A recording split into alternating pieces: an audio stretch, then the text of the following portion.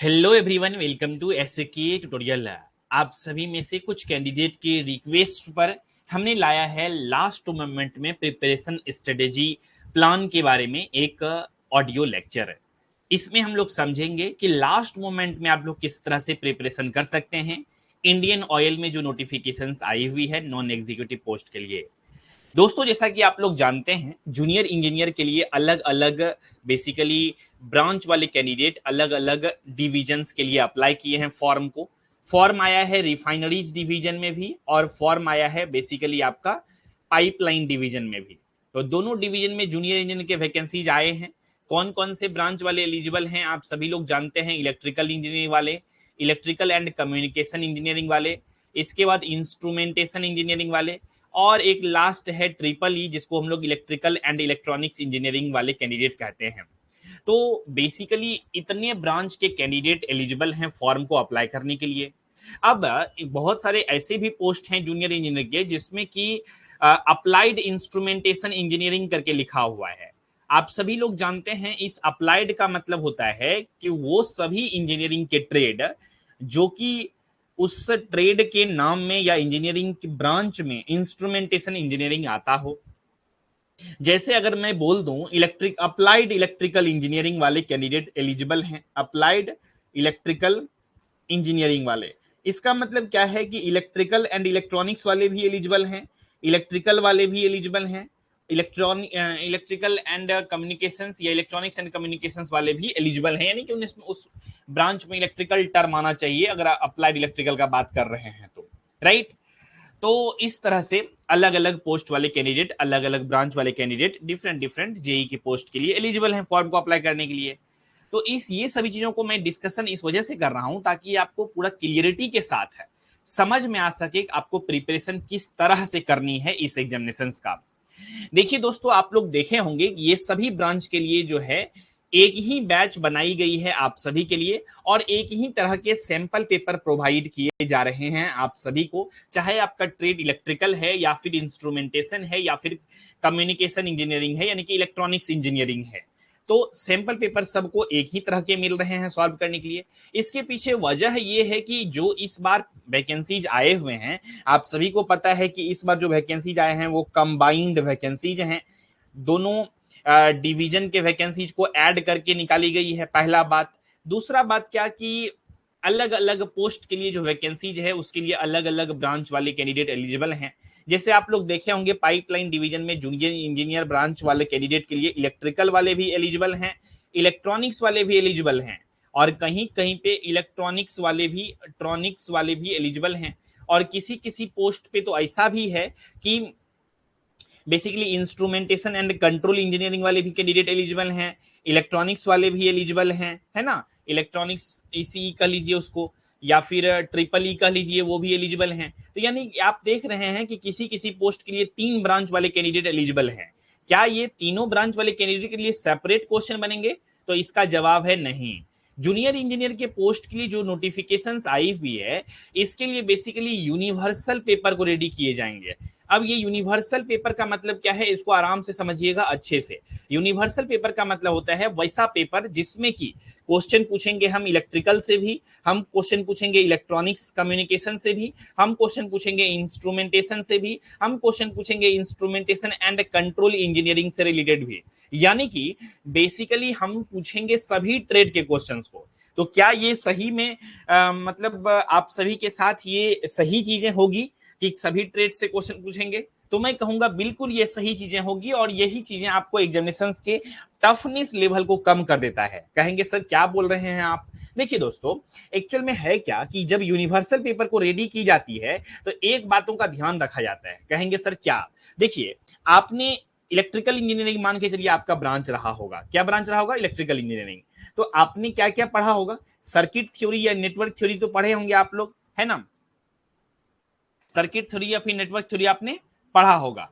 इसके बाद अगर मैं बात करूं तो आपने पढ़ा होगा बेसिक इलेक्ट्रॉनिक्स तो आपने पढ़ा ही होगा, आपने बेसिकली कंट्रोल सिस्टम को पढ़ा होगा, आपने इलेक्ट्रिकल मेजरमेंट एंड इंस्ट्रूमेंट यानी कि IM कह लीजिए इसको, मेजरमेंट एंड इंस्ट्रूमेंट कह लीजिए या जो भी कहिए इसको, इंस्ट्रूमेंट मेजरमेंट, ये सब्जेक्ट को भी आपने पढ़ा होगा, है ना। तो ये सभी सब्जेक्ट को इलेक्ट्रॉनिक्स ब्रांच वाले कैंडिडेट भी पढ़ते हैं, समझ रहे हैं बात को।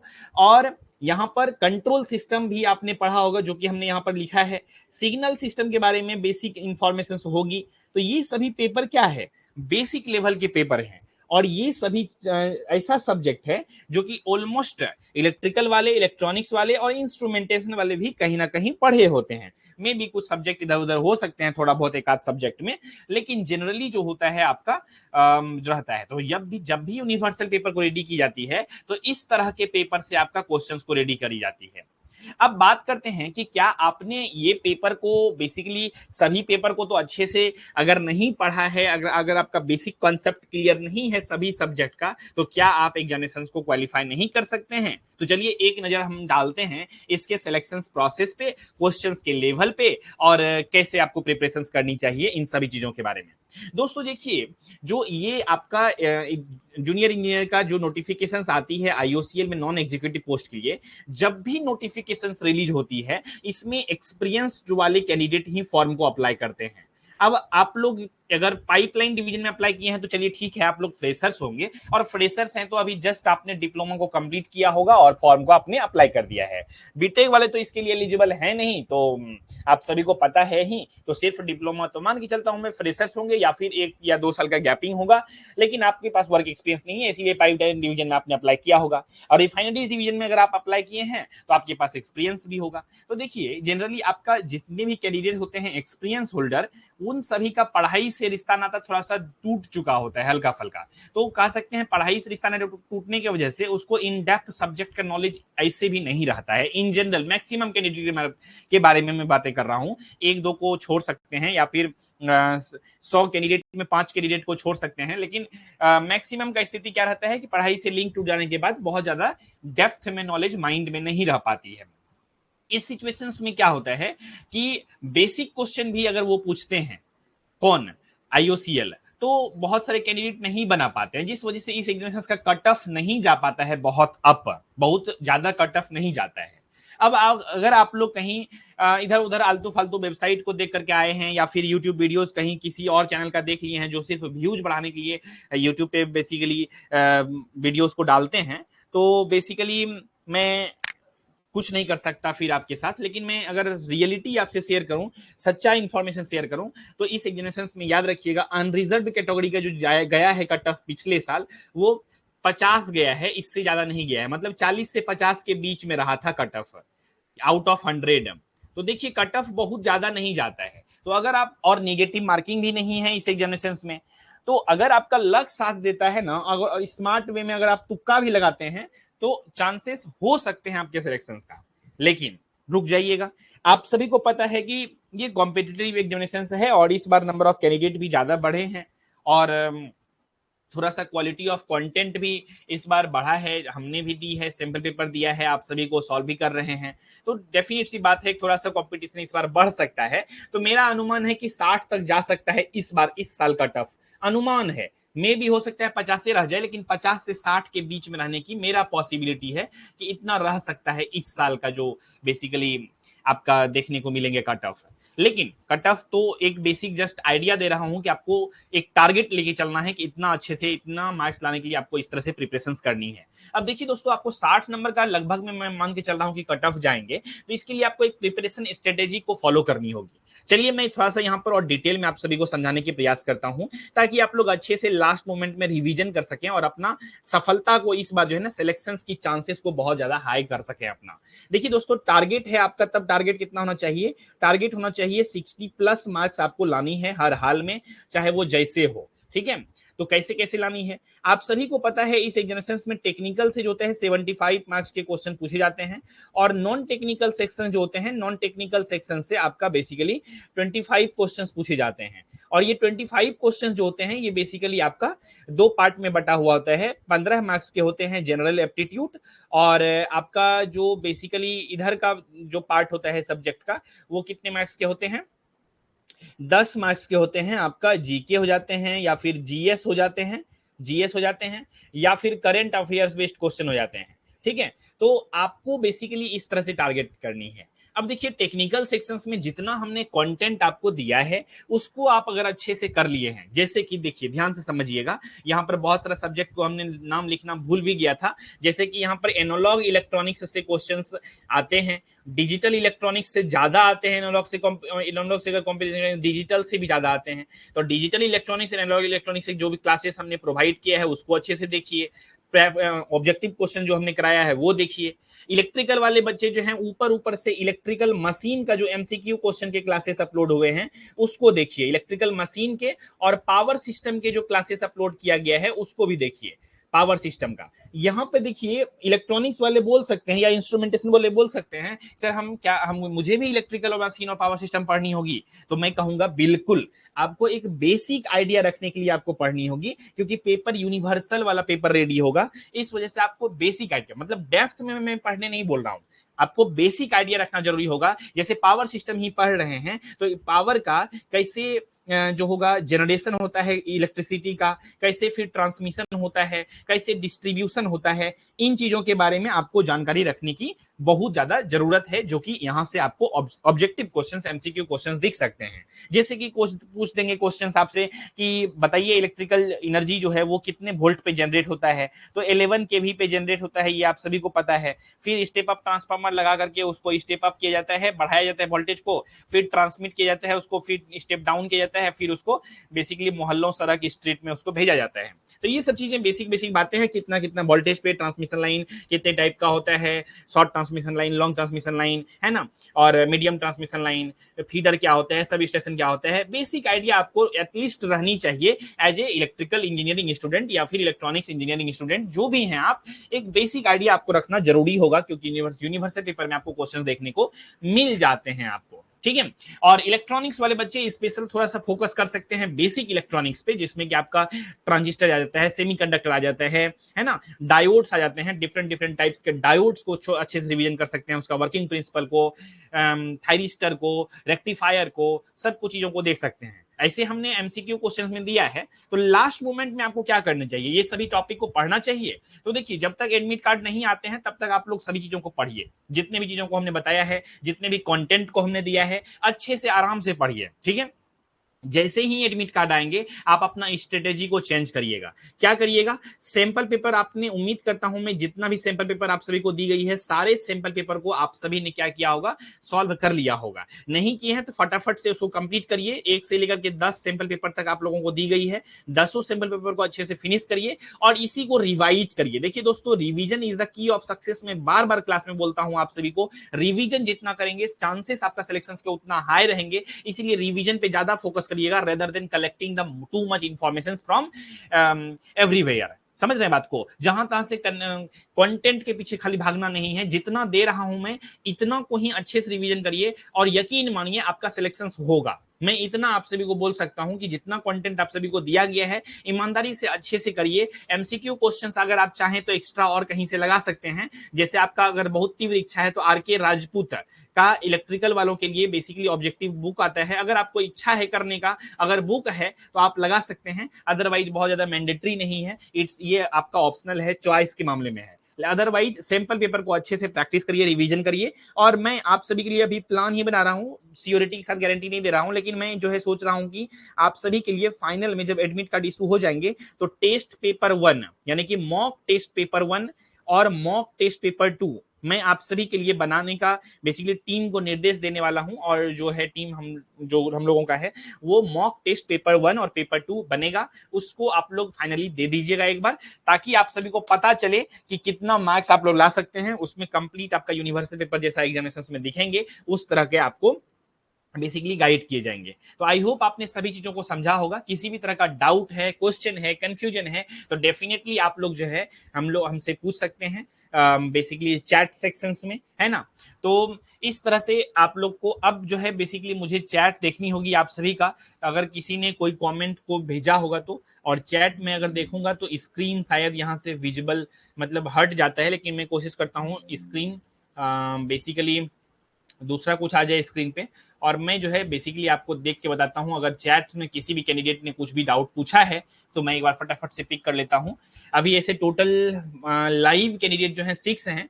तो अगर if someone have any types of doubt you can write in the chat box, I will reply. That's why किसी भी बच्चों को कुछ भी पूछना है तो आप लोग पूछ सकते हैं। ये जस्ट आप जो देख रहे हैं फोटो, ये जस्ट शो के लिए लगाया गया है। स्क्रीन पे दिखा दिया गया फोटो को बहुत ज्यादा सीरियस लेने की जरूरत नहीं है, ठीक है। तो हम लोग जो टॉपिक पे बात कर रहे थे उस टॉपिक पे फिर से मूव करते हैं। अभी तक किसी ने कुछ भी पूछा नहीं है, आई थिंक किसी को भी कोई तरह का डाउट नहीं है। चलिए आते हैं, मूव करते हैं फिर से टॉपिक पे। तो दोस्तों अभी फाइनली आज का इस एपिसोड का जो है ना कि फाइनल कंक्लूजन क्या है कि आपको स्पेशल फोकस करना है किस पे, सैंपल पेपर प्रैक्टिस पे, है ना। सैंपल पेपर पेपर के प्रैक्टिस पे जितना प्रैक्टिस कर सकते हैं उतना बेस्ट होगा, पहला बात। दूसरा, नॉन टेक्निकल टेक्निकल दोनों सेक्शंस को स्कोर करने में टारगेट रखना है, और सेट करिए टारगेट की 75 क्वेश्चन जब एमसीक्यू इसमें आते हैं ना, कितने 75 क्वेश्चन आते हैं टेक्निकल के, तो इसमें कोशिश करिए कि आपका 50 प्लस क्वेश्चन जो होगा ना वो एकदम सही सही बनना चाहिए। और इधर से आपका 25 में 25 सही हो जाए तो मजा आ जाएगा, और नहीं तो 20 तो एटलीस्ट सही करने का पूरा टारगेट रखिएगा। तो 70 का टारगेट रहेगा ना तो आराम से आप कट ऑफ को क्रॉस कर जाइएगा। और हमको लगता है कि टेक्निकल सेक्शंस में आप आराम से ला लेंगे, क्योंकि 75 नंबर में 40 नंबर क्वेश्चन जो रहता है वो बहुत ही बेसिक लेवल का रहता है, और बेसिक लेवल के साथ साथ वो पीवाईक्यू बेस्ड रहता है। मतलब जिस टॉपिक से पीवाईक्यू क्वेश्चन आप देखे होंगे उसी टॉपिक से, यानी कि सैंपल पेपर अगर आप सॉल्व करके अच्छे से जाते हैं ना तो आपको 40 नंबर तक के क्वेश्चन जो है ना मेरे ख्याल से इजिली बन जाएंगे, या उसी लेवल के क्वेश्चंस रहेंगे जो आप सैंपल पेपर में देख रहे हैं। और आपको दिमाग लगाने की जरूरत होगी, थोड़ा बहुत सोचने की जरूरत होगी, हल्का फुल्का इफर्ट लगाने की जरूरत होगी 10-5 नंबर के लिए। अगर 10 नंबर और आप ला लेते हैं तो 50 पहुंच जाएगा। थोड़ा सा और अच्छे से पढ़ के जाएंगे तो 55 भी आ जाएगा। नॉन टेक्निकल में 20 नंबर आराम से ला सकते हैं, तो आराम से आप कट ऑफ को क्वालिफाई कर सकते हैं। और आपका जो है फाइनल तब जब ये इलेक्शन एग्जामिनेशन में सेलेक्ट होंगे, एसपीपी टेस्ट होता है, इसके बाद एसपीपी टेस्ट के लिए बुलाया जाएगा। इसको कहते हैं हम लोग स्किल प्रोफिशिएंसी फिजिकल टेस्ट, ठीक है। एसपीपी टेस्ट जो होता है इसके बारे में हम लोग बाद में अगले एपिसोड में किसी दिन चर्चा करेंगे, लेकिन अभी फिलहाल हम लोगों के सामने में एग्जामिनेशन है तो उस पर आपको अच्छे से फोकस करनी है, ठीक है। तो इलेक्ट्रिकल वाले हो, इलेक्ट्रॉनिक्स वाले हो, इंस्ट्रूमेंटेशन वाले हो, कोई भी ब्रांच वाले कैंडिडेट हो, चूंकि पेपर यूनिवर्सल बनेगी इस बार, और सभी यूनिट सभी जो प्लांट हैं, क्योंकि वैकेंसीज कंबाइंड है तो पेपर क्वेश्चन का सेम ही रहेगा। और एग्जामिनेशन जो होंगे, चूंकि आप सभी लोगों को पता है सीबीटी एग्जामिनेशन होगा, कंप्यूटर बेस्ड टेस्ट एग्जामिनेशन होगा, यानी कि ऑनलाइन एग्जामिनेशन होंगे। इस वजह से क्वेश्चन पेपर सबके सेम रहेंगे, इसीलिए बहुत ज्यादा घबराने की जरूरत नहीं है, बहुत ज्यादा खुश होने की जरूरत नहीं है, बहुत ज्यादा दुखी होने की जरूरत नहीं है। लेकिन आपको सभी ब्रांच के कॉमन कॉमन जो सब्जेक्ट हैं वो सभी का एक बेसिक आइडिया डेफिनेटली आपको अच्छे से तैयार कर लेनी चाहिए। ये आपके लिए बहुत ज्यादा इंपॉर्टेंट रोल प्ले करेंगे फाइनल सिलेक्शंस में। आई होप आपने सभी चीजों को समझ गया होगा। किसी भी तरह का डाउट है, क्वेश्चन है, कंफ्यूजन है तो डेफिनेटली आप जो है चैट सेक्शंस में लिख करके पूछ सकते हैं। एक बार मैं फिर से स्क्रीन को हाइड करके आप सभी के चैट्स को देख लेता हूं। अगर नहीं होगा चैट्स तो बेसिकली तब हम लोग आज के इस सेशन की समाप्ति की घोषणा करेंगे। अच्छा, इतने में कुछ कुछ कैंडिडेट का क्वेश्चंस आ गया है, ठीक है। तो फटाफट से रिप्लाई दे देते हैं जितने भी कैंडिडेट हमारे क्लासेस को अभी अटेंड कर रहे हैं, है ना। तो पहला क्वेश्चन आया है एमडी आरिफ राजा का, सर बहुत सारा क्लास ओनली हिंदी अवेलेबल है, उसका इंग्लिश वर्जन अवेलेबल हो सकता है क्या? देखिए दोस्तों, अभी थोड़ा सा टाइम कम है ना। तो प्योर हिंदी में तो नहीं है सारे क्लासेस, चूंकि कुछ कैंडिडेट राजस्थान सबसे हैं तो वो लोग हिंदी मीडियम में रिक्वेस्ट कर दिए थे, तो इस वजह से वहां पर बेसिकली जो है हिंदी और इंग्लिश दोनों मीडियम में करने की कोशिश करी गई थी, ठीक है।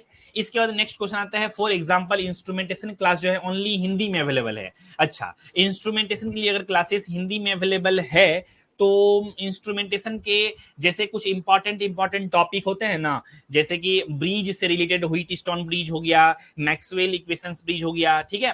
तो इस तरह के ब्रिज, कौन से ब्रिज से इंडक्टेंस मेजर होता है, रेजिस्टेंस मेजर होता है, अलग अलग तरह के ब्रिज के बारे में पढ़ लीजिए, बेसिक इंस्ट्रूमेंट के बारे में पढ़ लीजिए, और बेसिक आइडिया आपको रहता है करंट ट्रांसफार्मर क्या होता है, पोटेंशियल ट्रांसफार्मर क्या होता है, सीटीपीटी बेसिक कॉन्सेप्ट को समझिए। और अदरवाइज बहुत ज्यादा क्लासेस के पीछे बहुत ज्यादा परेशान नहीं होना है, हिंदी में जितना समझ में आता है ठीक है, इसके बाद सैंपल पेपर पे आपको ज्यादा ध्यान देनी चाहिए, ठीक है। चलिए अगला क्वेश्चन लेते हैं विजय कुमार का, सर सब क्वेश्चन पेपर की आंसर प्रोवाइड करवा दो प्लीज, हमको दिक्कत हो रही है।